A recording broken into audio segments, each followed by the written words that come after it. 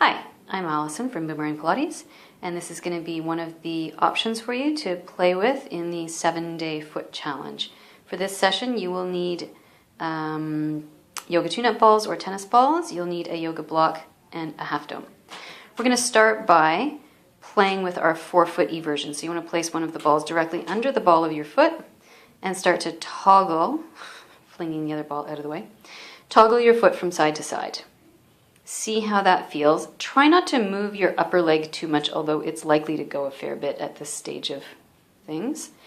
It's not a windshield wiper motion, so imagine ball bearings pouring from the baby toe side of your foot up and over into the big toe side of your foot.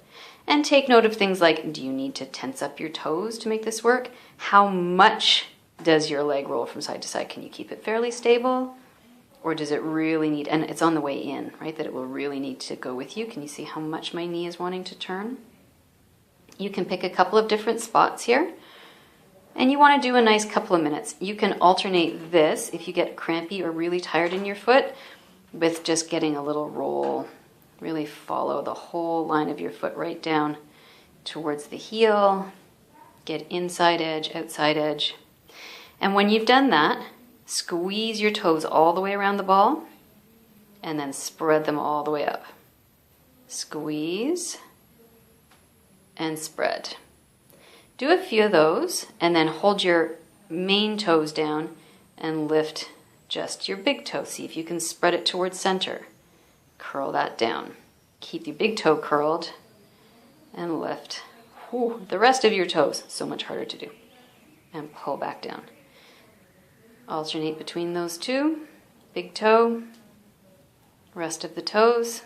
Do that for a minute or so.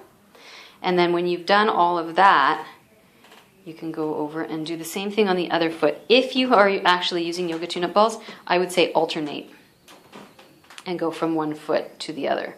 So you're going to do the same thing. You'll start by planting the ball under the ball of your foot and toggle from side to side. So this part where the big toe side of the foot is coming down, this is called 4-foot eversion.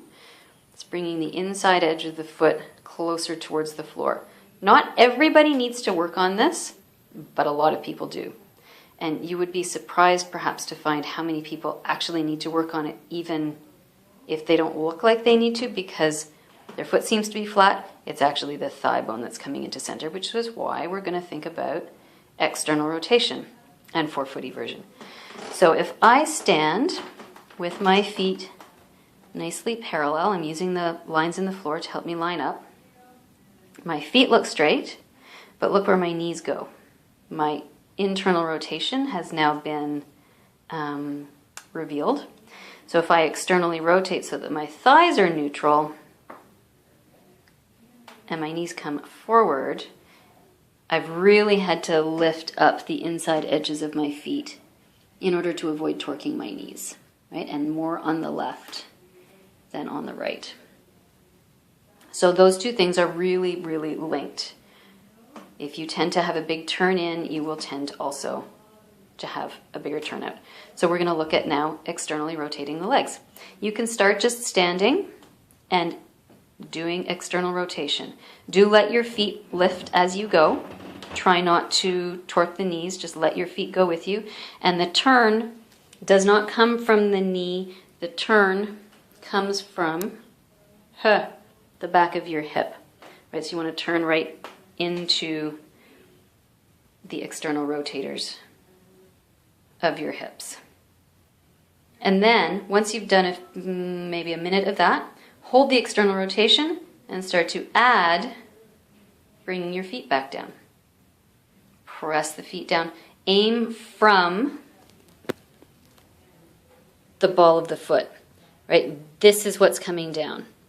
And the toes are just going with you rather than your toes are coming down. And then once we've done that, we will add an actual hip exercise. So now we're going to do some external rotation with the block in place. I have the half dome under my pelvis.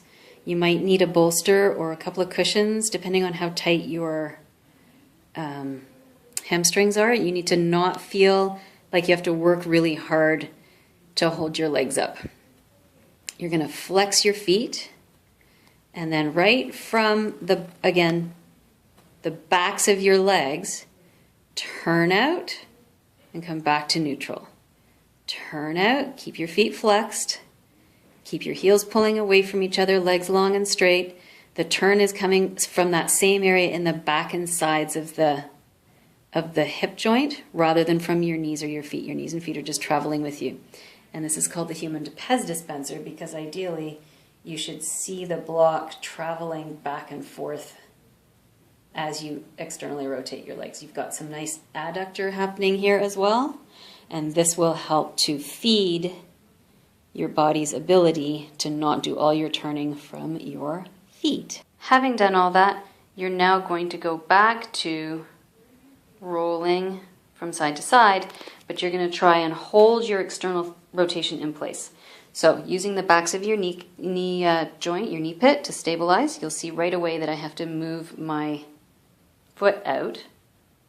Now try and pull into your forefoot eversion. Much smaller range, way more footwork. But can you see how my leg's not turning this time? It's much more precise, much more located in my feet. So play around with that. You can cycle through it. Cycle through this one 3 times will get you about 21 minutes out of your 30 minutes, and then we'll visit with you again tomorrow.